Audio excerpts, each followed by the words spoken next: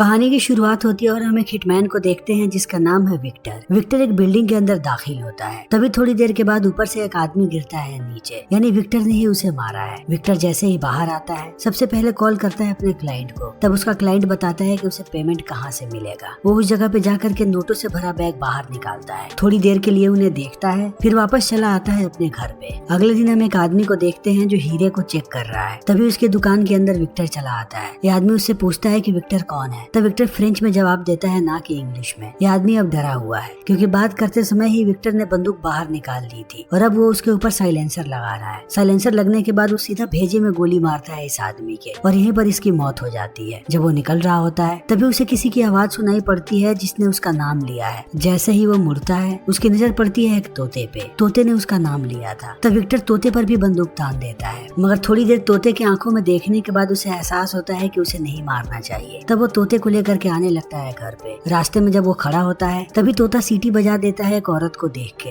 Victor को इस चीज से शर्म आती है। वो निकल पड़ता है जल्दी से यहाँ से। थोड़ी देर के बाद वो जाता है अपनी माँ के पास। उसकी माँ जब उससे बात करती है तब बातों ही बातों में कहती है कि क्या तुम्हें लड़के पसंद है क्या? विक्टर कहता है कि नहीं। तब वो कहती है कि फिर दिक्कत क्या है, अभी तक तुम्हारी कोई गर्लफ्रेंड नहीं है और तुम्हारी उम्र ऐसी होती जा रही है कि अब कहीं तुम्हें लड़की मिलेगी भी नहीं। जितनी जल्दी हो सके अपना घर बसाओ, वरना हमारा खानदान आगे कैसे बढ़ेगा। मैं नहीं चाहती कि तुम हमारे खानदान के आखिरी चिराग बचो। विक्टर उसकी बातों को सुनता है, फिर तोते को रख देता है अपनी माँ के सामने। कहता है कि मैं आपके लिए गिफ्ट लेकर के आया था। उसकी माँ सरप्राइज हो जाती है। फिर विक्टर निकल पड़ता है यहाँ से। घर आकर के जब वो डिनर करता है तो ऐसे प्रिटेंड करता है कि जैसे उसके पास कोई बैठा हुआ है और वो उससे बात कर रहा है, मगर उसके पास कोई भी नहीं है। वो खुद से ही बात कर रहा है, वो भी फ्रेंच में। अगले दिन हम एक लड़की को देखते हैं जिसका नाम है रोज। रोज ऐसे जगह पे साइकिल चला रही है जहाँ पर साइकिल चलाना मना है। इसी बीच वो पटाखा जलाती है और फेंक देती है घर के सामने। पटाखे की आवाज सुनने के बाद सारे के सारे गार्ड एक जगह पर इकट्ठा हो जाते हैं और रोज को मौका मिल जाता है म्यूजियम के अंदर जाने का। अंदर जाने के बाद वो साइकिल लगाती है और अपने कपड़े चेंज करके पहुंचती है एक कमरे में। तब उसकी मुलाकात होती है गैरी नाम के आदमी से। यहाँ पर हमें पूरी बात पता लगती है कि रोज एक चोर है। वो महंगी महंगी पेंटिंग्स को चुराती है और गैरी उसकी मदद करता है। गैरी एक बहुत ही बेहतरीन आर्टिस्ट है। वो किसी भी पेंटिंग का डुप्लीकेट बना सकता है। आज भी ये लोग यहाँ पर एक पेंटिंग चुराने आए हैं। रोज गैरी से कहती है कि पेंटिंग कहाँ पे है। गैरी पेंटिंग दिखाता है। तब वो कहती है कि डुप्लीकेट पेंटिंग कहाँ पे है, ये तो असली है। गैरी कहता है कि नहीं, यही डुप्लीकेट है। फिर वो असली दिखाता है। रोज भी अंतर को नहीं पहचान पाती, मगर जब वो पेंटिंग को छूती है तब उसे पता लगता है कि नकली वाली पेंटिंग अभी भी गीली है, यानी कि गैरी ने बहुत ही बेहतरीन काम किया है। रोज उसे गले से लगाती है और असली पेंटिंग लेकर के गायब हो जाती है। अगले दिन हम विक्टर को देखते हैं जो अपने घर पे तैयार हो रहा है। तभी टीवी पे ये खबर आती है कि पेंटिंग को एक बहुत ही अमीर आदमी ने बहुत पैसे दे करके खरीदा है, यानी कि उसे पता भी नहीं है कि उसने नकली पेंटिंग खरीदी है। दूसरी तरफ हम रोज को देखते हैं जो प्रैक्टिस कर रही है कि असली वाले पेंटिंग को वो कैसे बेचेगी। उसके बाद वो एक विग पहनती है और पहुंच जाती है इस पेंटिंग को बेचने के लिए। उसके सामने ही उसका बायर बैठा है जिसका नाम है फर्ग्यूसन। एक आदमी आकर के पेंटिंग को चेक करता है और कहता है कि ये पेंटिंग असली है। फर्ग्यूसन कहता है कि इस लड़की को 8 लाख पाउंड्स दे दो। इस बात को सुनने के बाद रोज कहती है कि ये पुरानी डील थी, अब मुझे 9 लाख पाउंड्स चाहिए। तब फर्ग्यूसन शांत हो जाता है। वो 2 सेकंड के लिए शांत रहता है, फिर हंस करके कहता है कि डील मंजूर है, तुम्हें 9 लाख पाउंड्स मिलेंगे। तब फिर से रोज गुस्सा हो जाती है और पेंटिंग वापस रखने लगती है। जब फर्ग्यूसन पूछता है तब वो कहती है कि मुझे 1 मिलियन पाउंड्स चाहिए, यानी कि 10 लाख। तब फर्ग्यूसन के लोग बंदूक निकाल लेते हैं। इस चीज को देखते ही वो हंसती है और कहती है कि मैं तो बस मजाक कर रही थी। तब फर्ग्यूसन भी हंसता है। ये लोग उसे पैसे देते हैं और वो चली आती है बाहर। बाहर आने के बाद सबसे पहले वो अपने विग को फेंकती है। दूसरी तरफ हम फर्ग्यूसन को देखते हैं जिसे पेंटिंग मिलने के बाद बहुत ही ज्यादा खुशी हो रही है। वो पेंटिंग को छूता भी है, मगर पेंटिंग छूने के बाद वो जैसे ही अपने नाक को छूता है पेंटिंग का पेंट लग जाता है उसके चेहरे पे। तब ये बात सबको समझ में आती है कि उन्हें बेवकूफ बनाया गया है। रोज ने उन्हें नकली पेंटिंग बेची है।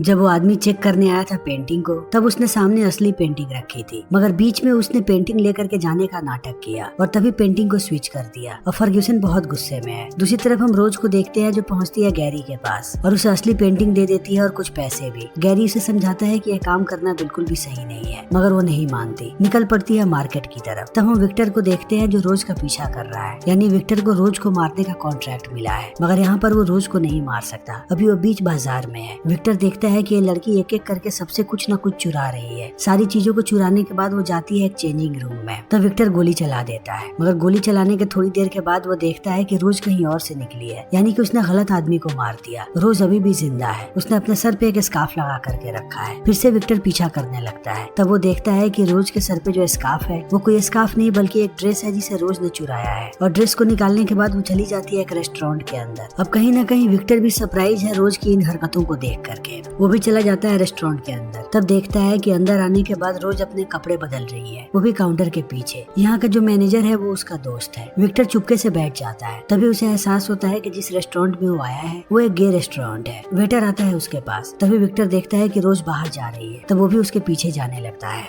थोड़ी देर के बाद वो देखता है कि रोज अब जा रही है एक होटल के अंदर। वहाँ का जो रिसेप्शनिस्ट है वो उसे फ्लर्ट करने की कोशिश करता है, मगर रोज उसे बिल्कुल भी भाव नहीं देती और चली जाती है ऊपर। विक्टर आ चुका है दूसरी बिल्डिंग में। वो अपने स्नाइपर राइफल को तैयार करता है मारने के लिए रोज को। रोज कमरे में आती है और कपड़े बदलना शुरू कर देती है। विक्टर उस पे निशाना लगा रहा है। एक वक्त के बाद अब रोज उसके निशाने पे है, मगर वो ट्रिगर दबाता उससे पहले रिसेप्शनिस्ट चला आता है अंदर और ये दोनों इंटीमेट होने लगते हैं। इंटीमेट होते समय कमरे की लाइट बंद है, मगर विक्टर अपने मशीन में उनकी आवाजें सुन पाता है। ये लोग बहुत ही अजीबोगरीब आवाजें निकाल रहे हैं। ये आवाजें बंद ही नहीं होती। तो विक्टर बैठ जाता है और इंतजार करने लगता है। इसी बीच उसकी आंख लग जाती है। सुबह सुबह जैसे ही उसकी आंख खुलती है वो देखता है कि रोज होटल के कमरे से बाहर आ रही है, मगर दरवाजे से नहीं बल्कि खिड़की से। तो विक्टर दोबारा अपनी बंदूक बाहर निकाल लेता है। अब रोज सड़क पे आ चुकी है। उसके हाथ में एक फूल है। विक्टर कोशिश करता है कि वो उस पर गोली चलाए, मगर रोज को देखने के बाद वो पिघल जाता है और निश्चय करता है कि वो उसे नहीं मारेगा। वापस आने के बाद वो पूरी बात अपनी माँ को बताता है। उसकी माँ कहती है कि तुमने ऐसा क्यों किया? तुम एक हिटमैन हो, तुम कभी भी अपने टारगेट को छोड़ नहीं सकते। अब तुम्हें फर्ग्यूसन से जाकर के माफी मांगनी चाहिए। उससे माफी मांगो और फ्री में इस काम को पूरा करो। तभी विक्टर की नजर पड़ती है उस तोते पे। वो देखता है कि उसकी माँ ने उसे मार दिया है, यानी कि मर्डर करना इनके खून में है। विक्टर यहाँ से निकलता है फिर से रोज के पीछे। वो देखता है कि रोज अपनी गाड़ी की तरफ जा रही है। तभी यहाँ पर हम एक नौजवान लड़के को देखते हैं जिसका नाम है टोनी। वो स्मोक कर रहा है। विक्टर ने अपनी बंदूक निकाल रखी है, मगर वो गोली चलाता उससे पहले यहाँ पर फर्ग्यूसन का बॉडीगार्ड आ जाता है और वो कोशिश करता है रोज को मारने की, मगर विक्टर उसे मारने नहीं देता। वो एक गोली मार करके बॉडीगार्ड के पास आता है, फिर दूसरी गोली चला करके उसका काम तमाम कर देता है और रोज को कहता है कि गाड़ी में बैठो, हमें यहाँ से निकलना है। तभी हम फर्ग्यूसन के एक और बॉडीगार्ड को देखते हैं जिसका नाम है माइक। वो गाड़ी में ही छुपा हुआ था। वो इन पे बंदूक तानता है और दोनों को कहता है कि बाहर आओ। इन्हें खड़ा कर देता है एक दीवार के पास और गोली चला देता है। गोली के चलते ही गिर जाती है नीचे रोज, मगर विक्टर देखता है कि वो बिल्कुल ठीक है। जैसे ही वो पीछे मुड़ता है वो देखता है कि टोनी के हाथ में बंदूक है और टोनी ने माइक को गोली मार दिया। टोनी विक्टर को कहता है कि मैं ये सारी चीजों को देख रहा था, मुझे लगा कि ये आदमी तुम लोगों को मारने वाला है। तभी मुझे जमीन पे पड़ी बंदूक दिखी और मैंने इसे मार दिया। विक्टर कहता है कि कोई बात नहीं, वो बंदूक मुझे दो। तभी रोज की आंख खुल जाती है। अब टोनी और विक्टर दोनों माइक की लाश को घसीट के लेकर के जाते हैं पीछे। विक्टर एक चाकू निकालता है ताकि वो माइक को मार सके। वो जैसे ही माइक के पास जाता है टोनी उसे रोक देता है और कहता है कि हम इसे क्यों मार रहे हैं, ये आदमी पहले से ही बेहोश है, हम यहाँ से आसानी से भाग सकते हैं। विक्टर कहता है कि तुम ठीक बोल रहे हो, चलो मैं आ रहा हूँ। जैसे ही टोनी जाता है विक्टर दोबारा जाता है माइक को मारने के लिए। तभी यहाँ पर रोज आ जाती है। वो कहती है कि मैं बहुत ही ज्यादा डरी हुई हूँ। ये लोग बाहर आकर के बातें करने लगते हैं। इसी बीच विक्टर आता है रोज के करीब ताकि वो चाकू से उसे मार सके, लेकिन जैसे ही रोज उसकी तरफ घूमती है वो रुक जाता है। रोज इनकी सारी चीजें चेक कर रही है कि आखिर ये लोग कौन है। विक्टर इन चीजों को देखता है और अपनी चीजों को लेकर के यहाँ से जाने लगता है। तभी उसे रोज रोकती है और कहती है कि तुम कहाँ जा रहे हो, मुझे लगता है मेरी जिंदगी खतरे में है, मुझे तुम्हारी मदद चाहिए, मुझे छोड़ करके मत जाओ। तब विक्टर मना कर देता है। तब वो धीरे धीरे उसके करीब आती है और कहती है कि तुम्हारे अलावा मेरी मदद कोई नहीं कर सकता, मैं तुम्हें इसके लिए पैसे भी दूंगी। वो अपने पर्स से नोट को बाहर निकालती है और फाड़ के आधा दे देती है। कहती है आधे पैसे मैं बाद में दूंगी काम होने के बाद। विक्टर मान जाता है। ये लोग गाड़ी में बैठ करके जब यहाँ से जा रहे होते हैं तो वो विक्टर से पूछती है कि तुम कौन हो। विक्टर झूठ बोल के कहता है कि मैं एक प्राइवेट जासूस हूँ। इसी बीच माइक को होश आ गया है। वो अंधाधुन इन पर गोलियां चला रहा है। ये लोग जब गाड़ी को तेज करते हैं तभी टोनी गाड़ी के सामने आ जाता है। तो बड़ी मुश्किल से ये लोग टोनी को भी बैठाते हैं गाड़ी के अंदर और आगे के बैरिकेड को तोड़ते हुए भागने लगते हैं यहाँ से। विक्टर इन्हें लेकर के आता है एक शानदार होटल में और बताता है कि यहाँ पर हम लोग सुरक्षित हैं, ऐसी ही जगह पर हमें रहना चाहिए। जब वो कमरे बुक कर रहा होता है तो वो 2 कमरों की मांग करता है, मगर रोज कहती है कि एक ही कमरा काफी है। वो बड़े कमरे में चले आते हैं तीनों के तीनों। तब विक्टर उससे कहता है कि जब भी मैं कुछ करूँ तो मेरे बीच में टांग मत अड़ाया करो। एक कमरे में अगर 3 लोग रहेंगे तब इससे सबका अटेंशन हमारे ऊपर आएगा। इतना कह के वो चला जाता है नीचे। थोड़ी देर के बाद उसे एहसास होता है कि उसने गलत तरीके से बात किया है रोज से। तब वो आके माफी मांगता है, मगर रोज ज्यादा कुछ नहीं बोलती। वो सीधा चली जाती है बारटेंडर के पास, उसे अपने बातों में लुभाती है और शराब पी करके नशे में आने लगती है ऊपर। उसे याद भी नहीं है कि उसका कमरा कौन सा है। वो दूसरे कमरे में चाबी लगा देती है। तभी विक्टर उसे लेकर के आता है अपने कमरे में। यहाँ पर हमें पता लगता है कि जिस कमरे में वो चाबी लगा रही थी वो कमरा किसी और का नहीं बल्कि फर्ग्यूसन का है। ये होटल भी फर्ग्यूसन का ही है।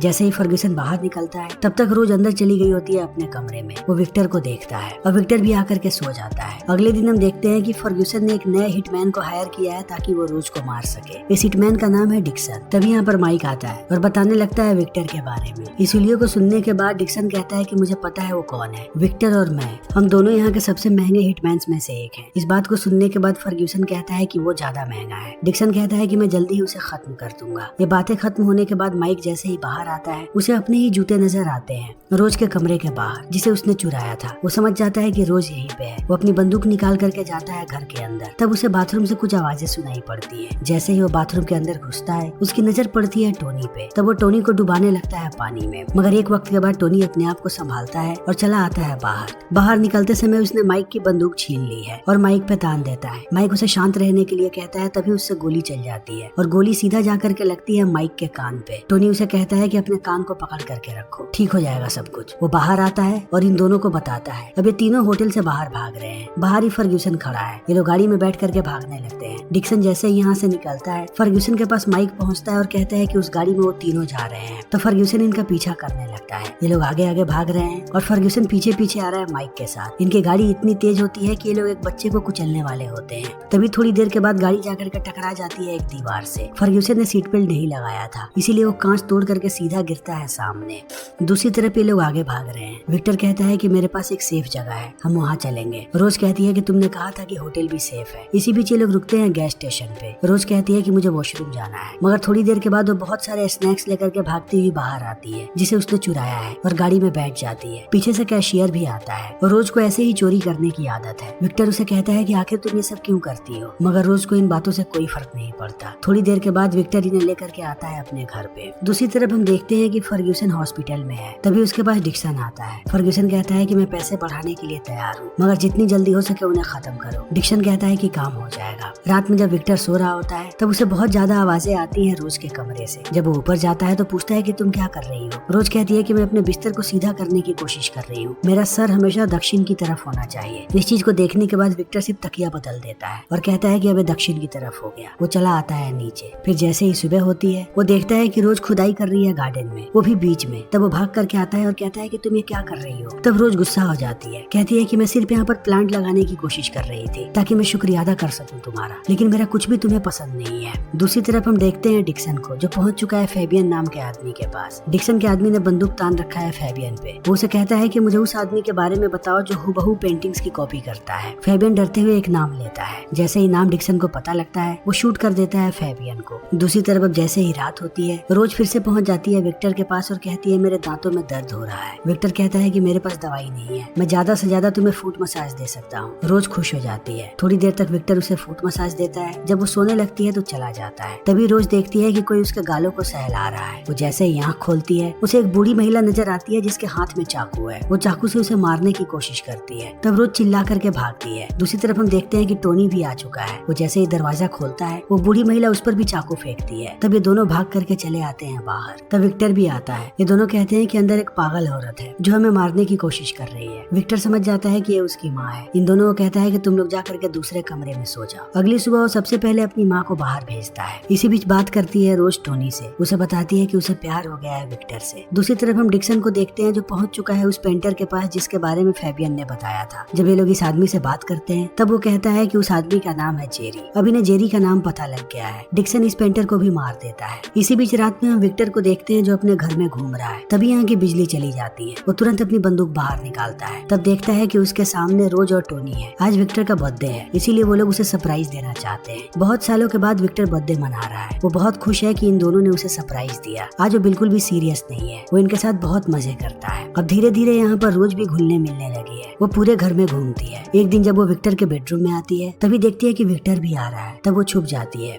विक्टर तोते को लेकर के बाहर चला जाता है। तब जैसे ही वो अलमारी चेक करती है उसे बहुत सारे फोटोज मिलते हैं जिन पे क्रॉस लगा है, यानी कि विक्टर ने इन सारे लोगों को मारा है। तभी उसे यहाँ पर अपनी तस्वीर भी नजर आती है। उसके साथ साथ उसे नजर आता है विक्टर की माँ का गिफ्ट। विक्टर की माँ ने बंदूक गिफ्ट किया है विक्टर के बर्थडे पे। अब उस बंदूक को रोज अपने पास रख लेती है और भागने की तैयारी करने लगती है। मगर वो भागती उससे पहले विक्टर और टोनी उसे रोकते हैं और कहते हैं कि हम तुम्हें में कुछ दिखाना चाहते हैं। रोज डर जाती है। तब ये लोग उसकी आंखों पर पट्टी बांधते हैं और लेकर के जाने लगते हैं नीचे। तब रोज इन्हें मारती है और भागने लगती है। भागते समय वो विक्टर को कहती है कि तुम एक खूनी हो और तुम मुझे भी मारने वाले हो। इतना कह के वो जैसे ही बंदूक तानती है विक्टर पे, विक्टर कहता है इस बंदूक को मत चलाना वरना तुम्हारा भेजा उड़ जाएगा। रोज कहती है कि मुझे तुम पे भरोसा नहीं है और यहाँ से भाग जाती है। जब टोनी जा रहा होता है, विक्टर उसे कहता है कि अगर तुम इस घर से बाहर गए तब तुम्हें भी कोई ना कोई जरूर मार देगा, इसीलिए तुम्हें यहीं पर रुकना चाहिए। टोनी कहता है कि मुझे सिखाओ गोली कैसे चलाते हैं और विक्टर उसे ट्रेनिंग देना शुरू कर देता है। दूसरी तरफ रोज भागते हुए पहुंचती है जेरी के पास। तब वो देखती है कि जेरी मर चुका है। तभी डिक्सन आता है उसके सामने और कहता है मुझे बताओ विक्टर कहाँ पे है। दूसरी तरफ अब टोनी की ट्रेनिंग चल रही है। जब विक्टर उसे गोली चलाने के लिए कहता है तो उसका निशाना एकदम ठीक जगह पे लगता है। विक्टर खुश हो जाता है। तब टोनी कहता है कि मैंने गोली तो चलाई ही नहीं। तभी पीछे से डिक्सन आता है और कहता है कि मैंने गोली चलाई। उसने बंदूक तान करके रखा है यहाँ पर रोज पे। वो विक्टर को कहता है कि अगर तुम जिंदा रहना चाहते हो तो तुम्हारे पास सिर्फ एक ही मौका है, तुम रोज को गोली मार दो। विक्टर उस पर बंदूक भी तानता है मगर वो गोली नहीं चलाना चाहता। तब ये लोग बंदूक तान देते हैं विक्टर पे। इसी बीच यहाँ पर विक्टर की माँ आती है और गोली चला देती है डिक्सन के साथी पे। अब डिक्सन खतरे में है, लेकिन इसी बीच उसका साथी उठता है और वो चाकू फेंक करके मारता है। तब चाकू को रोक लेता है टोनी, मगर अभी भी डिक्सन के हाथ में बंदूक है जिसने बंदूक को तान रखा है टोनी के सर पे। और यही बंदूक है जिसे गिफ्ट दिया है विक्टर की माँ ने। डिक्सन कहता है कि मैं गोली चला दूंगा। विक्टर उसे उकसाता है और वो गोली चला देता है। तब वही होता है जो विक्टर ने कहा था, गोली उल्टी चली है और गोली के साथ साथ लोहा भी निकला है जो सीधा जाकर के घुसा है डिक्सन के भेजे में, जिससे उसकी मौत हो गई। विक्टर इस चीज को देखता है और रोज को कहता है कि मैंने तुम्हें इसीलिए मना किया था। यही होता है जब आप अपने पुराने हथियार को साफ नहीं करते हो तब। फिर समय ऐसे ही बीतने लगता है और हमारे सामने आता है 3 साल बाद का दृश्य। हमें पता लगता है कि विक्टर और रोज ने शादी कर ली और उनका एक बच्चा भी है। तभी टोनी बाहर आता है जो इनके साथ ही रहता है। बाहर आकर के कहता है कि किसी ने बिल्ले को देखा क्या? ये लोग कहते हैं कि नहीं। तभी इनकी नजर पड़ती है अपने बेटे पे। उसने बिल्ले को मार करके जमीन में दफना दिया है। ये तीनों सरप्राइज हो जाते हैं और ये फिल्म यहीं पर खत्म हो जाती है।